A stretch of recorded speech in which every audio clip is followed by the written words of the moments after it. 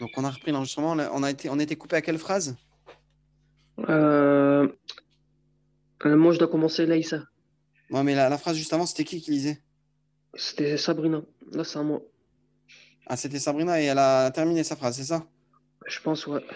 Et c'était quelle phrase? Rappelle-moi, s'il te plaît. C'était هذا كتاب بعثه سنة je crois. Ouais, je crois que je ne l'avais pas traduit en fait. Attends, je la traduis vite fait. هذا كتاب بعثه إليك الكتبي أهو هدية. Ceci est un livre que le libraire t'a envoyé. Est-ce un cadeau? N'est-ce pas un cadeau? Enfin, c'est est-ce que? Est-ce que c'est un cadeau? Ok, on continue.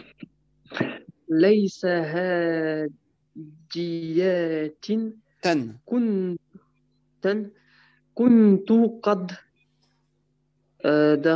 دخلت أمس المكتبة Al-maktabata. بات فسريت Fasharaitu, exactement. هذا الكتاب Ok. ود- فشريت هذا الكتاب ودفعت ثمنه. ودفعت ثمنه. Ok, c'est bon. Alors, il répond ليس هدية. Ce n'est pas un cadeau. كنت قد دخلت أمس المكتبة فشريت هذا الكتاب. J'étais entré hier cette bibliothèque. فشريت هذا الكتاب. Et j'ai donc acheté ce livre. ودفعت ثمنه. Et j'ai payé son prix. On continue. Sonia, elle n'est pas là? Ouais. Non, elle est pas là, elle est pas là. D'accord. إذ سمعت ولدا يبكي فخرجت إليه فإذا هو وحده. Voilà. فسألته. Excuse-moi. فسألته. Vas-y, fais la question. لما يبكي تبكي. pardon. لما تبكي هل ضربك أحد. Voilà. Alors, إذ سمعت ولدا يبكي. Quand soudain j'ai entendu un enfant pleurer. فخرجت إليه فإذا هو وحده. Je suis sorti vers lui et je le trouve donc seul. Désolé, on ne voyait pas. Et je suis sorti vers lui et je l'ai trouvé seul. فسألته, je lui ai demandé, لما تبكي, pourquoi pleures-tu? هل ضربك أحد? Est-ce que quelqu'un t'a frappé? Est-ce qu'une personne t'a frappé? Tu vas faire, Alors là, tu vas faire jusque-là, Anissa, vas-y. d'accord. لا ما ضربني أحد. ما اسمك؟ ما اسمك. اسمي. ما اسمك؟ Voilà, ça c'est ما اسمك si tu t'arrêtes, ou tu diras ما اسمك. Ah d'accord. ما اسمك؟ اسمي سمير. أين تسكن؟ لا أدري. لا أدري. Ok. Alors, لما تبكي هل ضربك أحد. Ça c'est tu l'as fait là, celle-là. T'as fait celle-là ou pas? Ou c'était avant? La première, c'est moi qui l'ai faite. J'ai fait la deuxième. Là. D'accord. Donc là, ما ضربني أحد. Non, personne ne m'a frappé. ما اسمك, quel est ton nom? اسمي سمير. Mon nom est Samir. أين تسكن? Où habites-tu? لا أدري. Je ne sais pas. Je crois qu'on on le voit aujourd'hui ce verbe-là. Ok. Allez, Sabrina. ما اسم أبيك. Alors, ما اسم أبيك. ما اسم أبيك ou ما اسم أبيك. اسمه الحج. اسمه. هو لا اسمه لا. Ouais, t'avais dit اسمه. C'est pas grave. Pardon, اسمه الحج الأبو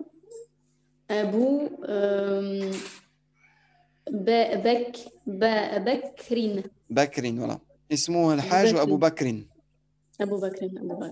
Vas-y. Je continue. Ouais. فأخذته فأخذته من يده وجعلت أمشي أمشي به في شوارع الحية الحي الحي وأدخل كل دار. Voilà, ok.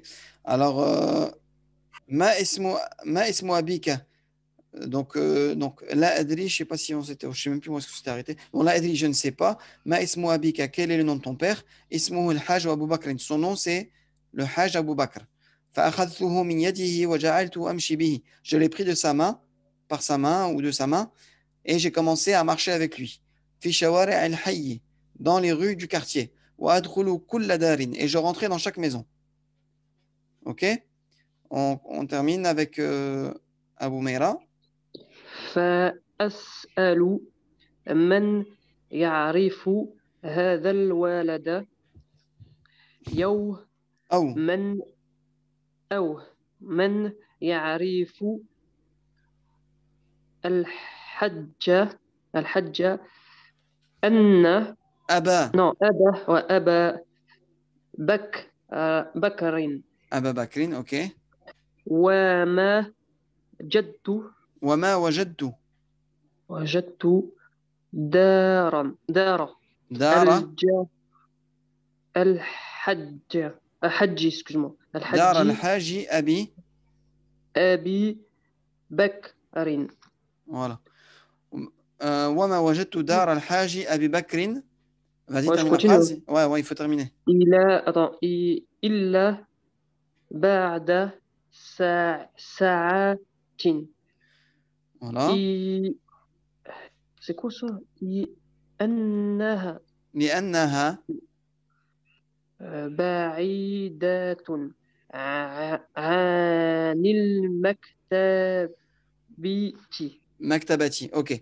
Alors, فأسأله, je demandais من يعرف هذا الولد, qui connaît cet enfant? Ou je demandais من يعرف الحاج أبا بكر, qui connaît le حاج أبا بكر? وما وجدت دار الحاج أبا بكر إلا بعد ساعة لأنها بعيدة من المكتبة. Et je n'ai trouvé la maison du Hajj Abu Bakr si ce n'est qu'après 1 heure parce que elle était loin de la bibliothèque. Ok? On continue. Alors on en est où? وعند وصولي فرح بي أبو الولد فشكر بي شكرني كثيرا ثم دعاني إلى شرب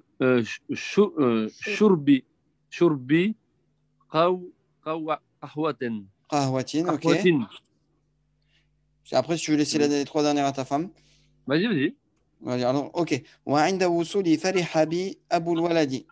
Et lors de mon arrivée, le père de l'enfant fut très content de moi. وشكرني, et m'a remercié كثيرا, m'a beaucoup remercié. ثم دعاني إلى شرب قهوة. Ensuite, il m'a invité à boire un café.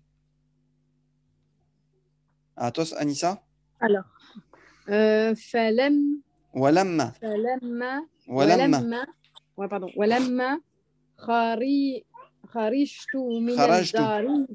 خرجت من داره من داره.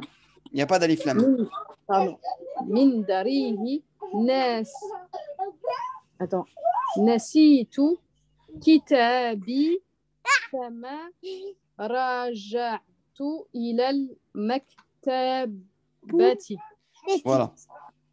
ولما خرجت من داره نسيت كتابي فما رجعت إلى المكتبة. Et lorsque je suis sorti de sa maison, j'ai oublié mon livre. فما رجعت إلى المكتبة. Et je ne suis pas retourné vers la librairie, à la librairie. Donc, ولما خرجت من داره نسيت كتابي فما رجعت إلى المكتبة. Pourquoi il dit ça? Je comprends pas. وعند وصول فرح به. Ouais, en fait, il a pris son livre à la fin et ولما خرجت من داره نسيت كتابي. Et lorsque je suis sorti de sa maison, j'ai oublié mon livre. فما رجعت إلى المكتبة. Et je ne suis pas retourné à la bibliothèque. Bon, de toute façon, avec les questions, on comprendra mieux le sens du texte voulu. Ok. Là, alhamdoulilah, on commence la dernière leçon. Là, c'est la toute dernière leçon du 30e leçon du livre. Ensuite, c'est que bon, il y a des exercices pour cette partie-là. Et ensuite, on passe à là, ce qu'on appelle la récapitulation. Donc, là, les dernières choses qu'on va voir ensemble, c'est cela. C'est les règles d'aujourd'hui. OK? Donc, bismillah ar-Rahman ar-Rahim. Alors, ma zala na'iman. Ma zala na'iman. Le verbe zala, yazalu, ou yazalu, yazulu. Il y a deux façons de le faire. Cesser est le plus souvent employé avec une négation, dans le sens de ne pas cesser d'être. Donc, ne pas cesser d'être. OK? Dans cet emploi, il est considéré comme un verbe d'état, après lequel l'attribut se met au cas direct, comme après kana et leïsa, etc. En gros, ce qu'il veut dire par là, l'auteur, ce qu'elle veut dire par là, c'est que il est considéré comme un verbe d'état. En fait, il fait partie des sœurs de kana et de leïsa. OK? Et on dira donc, exemple, mazala na'iman. Il n'a pas cessé d'être dormant ou endormi. Il dort encore, en gros. OK? Mazala nadhirun na'iman. Donc, nadhirun, c'est le ism de mazala, et na'iman, c'est le khabar de mazala. Donc, il rend, comme kana et laysa, il rend le khabar en un. OK? Et l'attribut peut être remplacé par un verbe à l'inaccompli indicatif. Donc, maziltu askunu fi hadhihi dari. Donc, il te dit que ici, tu peux rajouter là un verbe en disant j'habite. Fi hadhihi dari, il te dit que l'attribut, donc le sujet, il peut être considéré comme le mubtada, il peut être aussi remplacé par un verbe. Maziltu askunu fi hadhihi dari, je n'ai pas cessé d'habiter dans cette maison. J'habite encore dans cette maison. OK? Moi, je voulais faire une petite parenthèse sur ça. À un moment donné, bon, ici, par exemple, ce livre-là, c'est ce qu'on appelle, c'est un livre connu hein, pour les mubtadi'ina fi an-nahw, ilm an-nahw. C'est l'explication de Al-Muqaddima Al-Ajrumiyya. OK? Bon, et après, il y a plusieurs explications. Le plus célèbre, c'est souvent celui-là, At-Tuhfatu as-Saniyya. C'est un Égyptien qui l'a expliqué. Mais Al-Ajrumiyya, c'est un grand savant parmi les anciens, qui date de plusieurs siècles, qui avait fait cette poésie. En fait, c'est pas une poésie, c'est ce qu'on appelle un matn. Un matn, c'est un texte qu'en général on apprend par cœur pour se souvenir de règles et souvent c'est en forme de ça rime un peu. OK? Et donc parmi le texte, là il est souligné en gras, ça c'est la partie du texte et là c'est l'explication du livre. Mais moi, ce qui m'intéresse ici, c'est dans la partie Kana wa akhawatuha. Kana et ses sœurs. Donc, on les a tous ici. قال فأما كان وأخواتها فإنها ترفع الاسم وتنصب الخبر. Donc, Kana wa akhawatuha, Kana et ses sœurs. Alors, elle a une fonction, c'est quoi? C'est qu'elle rend en marfou' au cas comment on dit en français? Cas nominatif, le nom, donc le mubtada, le ism, le sujet, wa tansibu al-khabara. Et elle rend mansoub, donc au cas direct, l'information, le khabar. OK? وهي كان وأمسى وأصبح وأضحى وظل وبات وصار وليس وما زال وما انفك وما فتئ وما برح وما دام وما تصرف منها نحو كان ويكون وكن وأصبح ويصبح وأصبح etc. تقول كان زيد قائما وليس عمرو شاخصا وما أشبه ذلك. Ok, bon, Zayd, il vient souvent chez Nahwin. Et ce cheikh-là, il a repris beaucoup le mot Zayd le prénom Zayd dans ses explications. Et donc, ce que je voulais dire, en fait, c'est qu'on en a plusieurs. Ok, on a Kana, on a Amsa, on a aussi Laïsa qui vient ici, et on en a d'autres. On a Mazala qui fait partie d'eux. Il y a un moment donné, on avait parlé de ça dans les premières leçons, 8e ou 7e, ou avant la 10e, on a parlé de Kana et de Laïsa. Et je vous avais cité quelques exemples. Je vais essayer de réécouter les vidéos parce que je ne sais plus si j'en ai introduit un par heure. si j'en ai introduit un par erreur ou pas. Je vais essayer de me réécouter. Si vous le constatez, parce qu'ici, en fait, on a une autre partie, en fait, c'est dhanna wa akhawatuha. Et ils ont une autre fonction. Amma dhanantu wa akhawatuha fa innaha tansibu al-mubtada wal khabara ala annahuma maf'ulani laha. Dhanantu wa hasibtu wa khiltu wa za'amtu. Si j'ai parlé de dhanna et de hasiba et de bah, c'était une erreur en fait. Donc je vais essayer de revoir la vidéo où j'ai cité ces exemples-là et rectifier s'il le faut. OK? Mais ici, on les a tous. Non, ça c'est inna, pardon. Kana, il est là. Donc ça, c'est kana et ses sœurs. Et là, c'est inna et ses sœurs aussi. On en a vu certains. Inna, wa anna, wa lakinna, wa ka'anna, wa layta, wa la'alla, etc. OK? Donc la parenthèse, c'était ça. C'est que mazala, il fait partie des sœurs de kana. OK? En fait, voilà pourquoi je dis des frères. Voilà, ça me revient maintenant. Pourquoi je disais toujours des frères? Parce que je disais, en fait, en gros, c'était du verbe kana. Kana, du verbe kana. Donc, en français, je traduisais un verbe, c'est masculin. Donc, je disais plutôt ses frères que ses sœurs. OK? Et voilà. Donc, après, la traduction exacte, c'est akhawatuha, c'est kana et ses sœurs. OK? Donc voilà, c'est fini. Là, on reprend le cours. Et après, je vous laisse tranquille, Inch'Allah. Donc voilà, donc Mazala, il fait partie des sœurs de Kana. OK? Alors, on a lu l'exemple. Maintenant, donc c'est tout simple, hein, c'est à retenir. Mazala, c'est ne pas cesser de, ou ça se traduit aussi par encore. OK? Maintenant, on passe à un emploi de Kana. Suite. De même qu'il peut être, tu as vu Sonia, là, Kana, c'est souvent employé, donc il y a souvent des répétitions. Elle n'est pas là, Mohamed.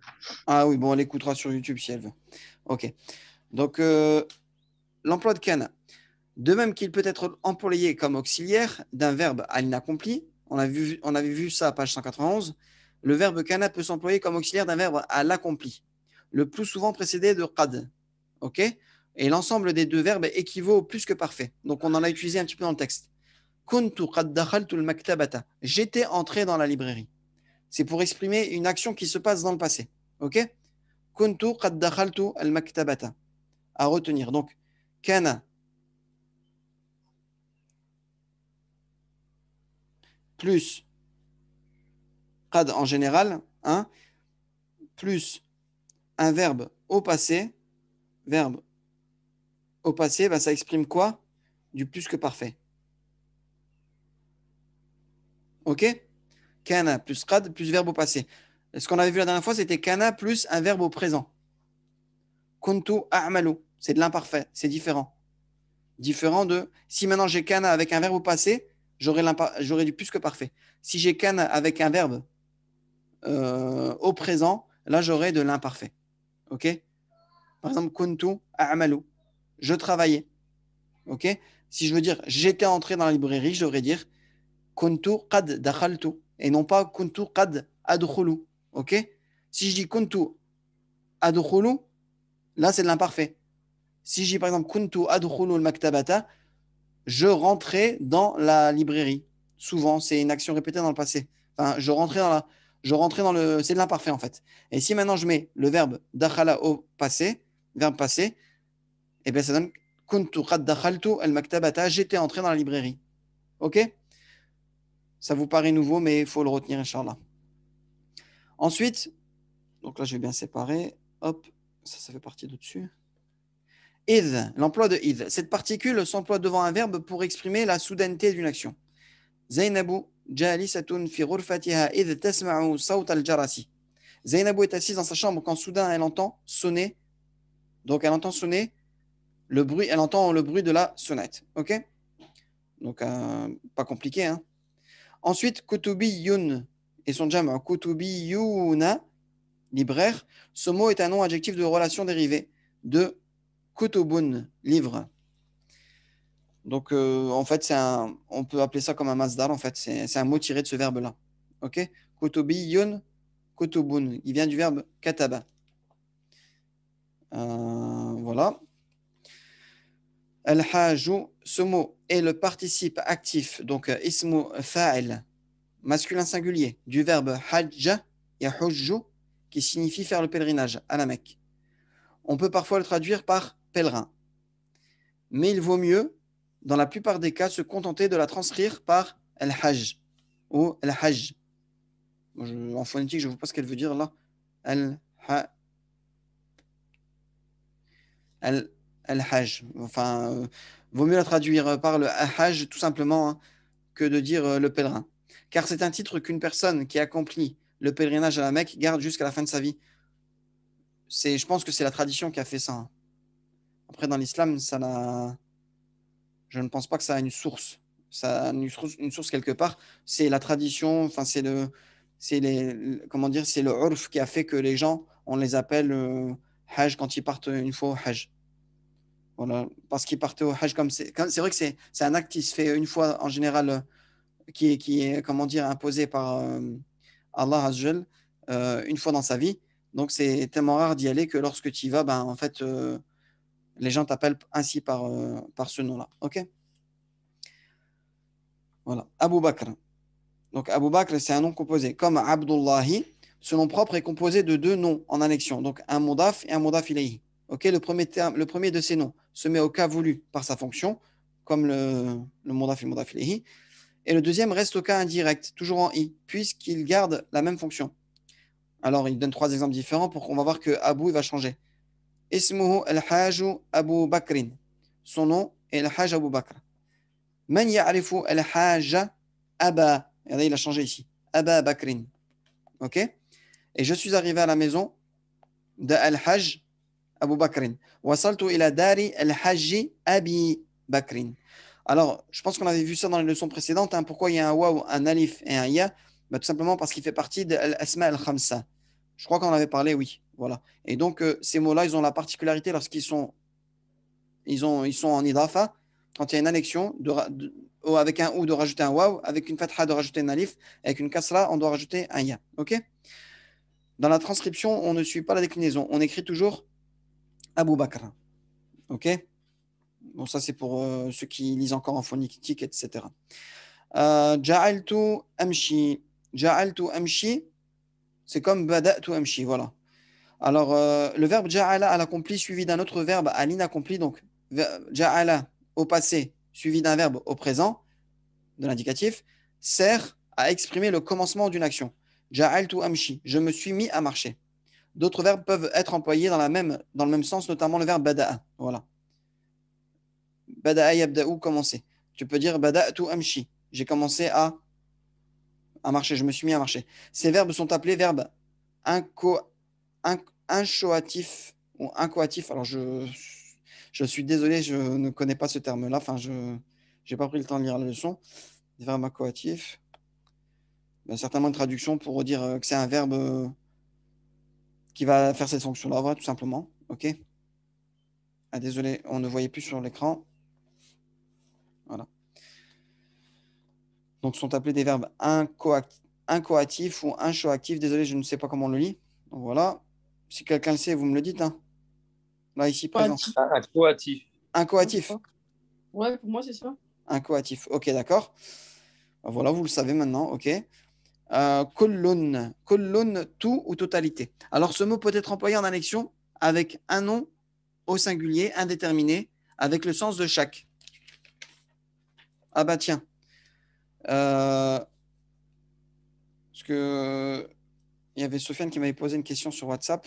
Une personne qui ne fait pas les cours avec nous en live, mais il les suit sur YouTube. Donc, il me posait des questions sur Kullu. Bah là, ici, tu as des exemples sur la leçon 30. Je pense qu'il y aura plusieurs exemples.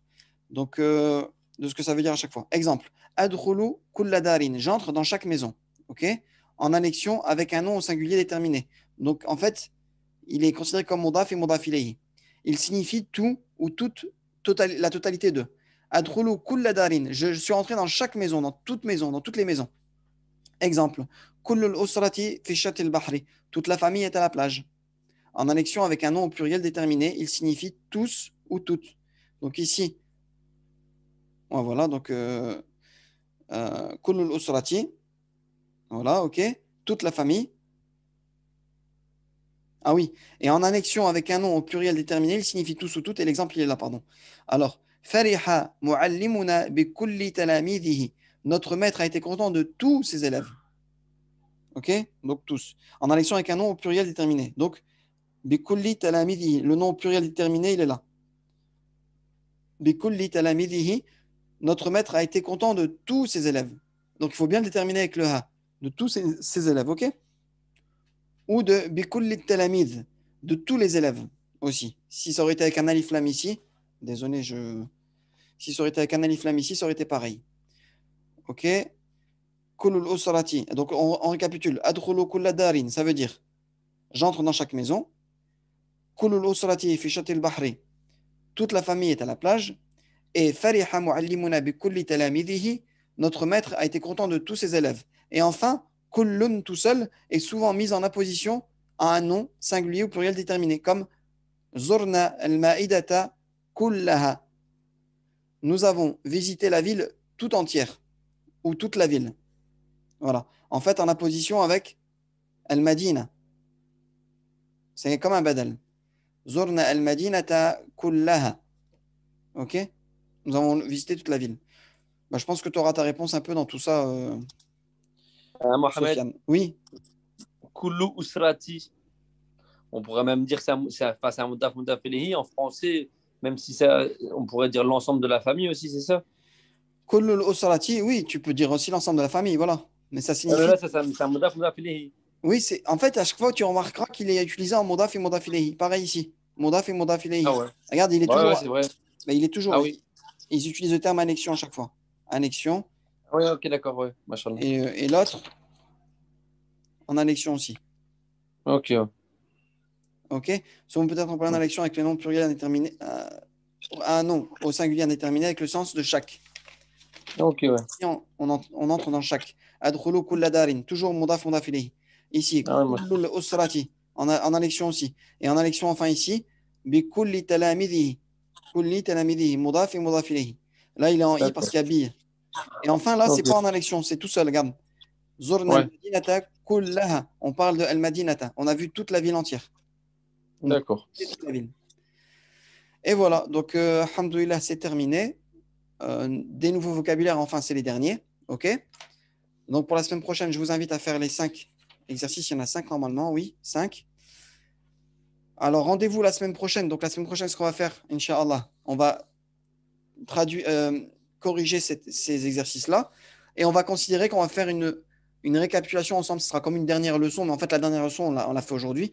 Mais on lira pour une dernière fois, en fait, la récapitulation. OK? Et on se quittera.